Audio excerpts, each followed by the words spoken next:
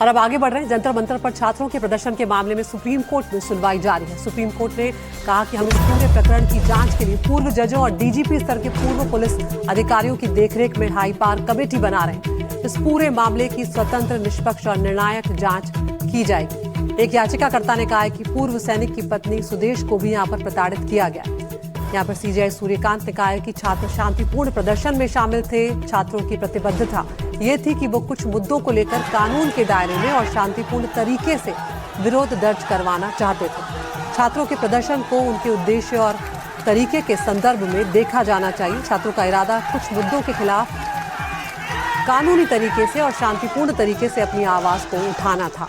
तो यहाँ पर सीजेआई सूर्यकांत ने यह भी कहा है कि पीड़ित चाहे कोई भी हो, हम उनके साथ हैं। हमारे लीगल अफेयर्स एडिटर आशीष भार्गव हमारे साथ जुड़ गए हैं। आशीष, क्या कुछ हुआ कोर्ट में बताएं और अब आगे किस तरह से ये मामला बढ़ता हुआ नजर आ रहा है?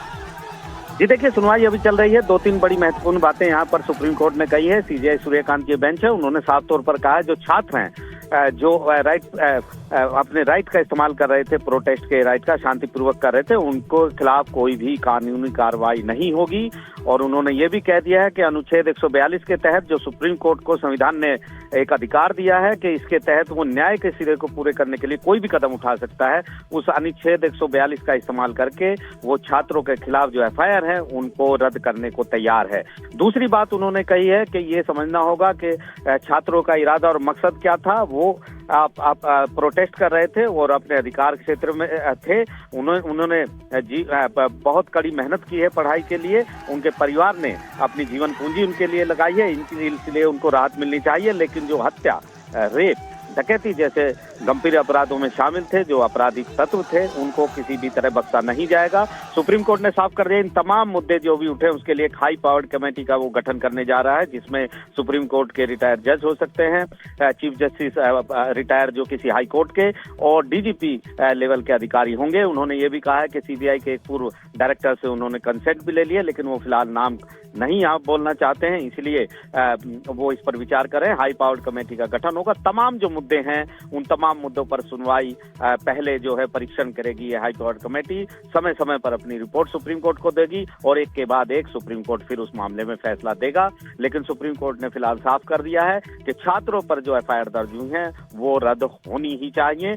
अगर राज्य सरकारें नहीं कर सकती, पुलिस नहीं कर सकती, तो फिर सुप्रीम कोर्ट खुद ही इस मुद्दे पर कदम उठाएगा। जी बिल्कुल आशीष, यहाँ पर सीजेआई सूर्यकांत की तरफ से ये भी कहा गया कि सभ्य समाज में ऐसी घटनाएं बर्दाश्त नहीं है और ऐसी चीजों को बर्दाश्त करने वालों में हम सबसे आखिरी व्यक्ति होंगे। तो वो किस संदर्भ में कहा गया है?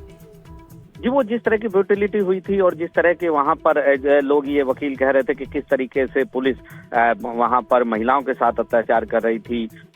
मेल पुलिस जो थी, जो पुलिस वाले थे वो महिलाओं को पीटते हुए वीडियो आए। जिस तरह वहां पर बल का प्रयोग हुआ, जिस तरह सारी घटनाएं हुई, ये घटनाएं नहीं होनी चाहिए थी और इस तरह की घटनाएं आगे ना हो, इसके लिए सुप्रीम कोर्ट को कदम उठाना चाहिए। उसी बात पर चीफ जस्टिस सूर्यकांत ने कहा है कि सभ्य समाज में इस तरह की घटनाएं वो बर्दाश्त नहीं करेंगे और वो आखिरी व्यक्ति होंगे जो इस तरह की घटनाओं को मंजूरी देंगे। यानी एक एसओपी बनाने की दिशा में, जैसे पहले भी सुप्रीम कोर्ट ने कहा था, धरना प्रदर्शन में किस तरह का बल प्रयोग होगा, किस तरीके से कंट्रोल होगा, कानून गाइडलाइन पूरी एक वो बनाने की बात कर रहे थे। उस एसओपी को लेकर आगे की ये चीजें हैं। जी बहुत बहुत शुक्रिया आशीष इस तमाम जानकारी के लिए। तो अब इस पूरे मामले में supreme court high power committee बनाएगी और स्वतंत्र, निष्पक्ष, निर्णायक जांच का भरोसा भी सुप्रीम कोर्ट की तरफ से दिया गया।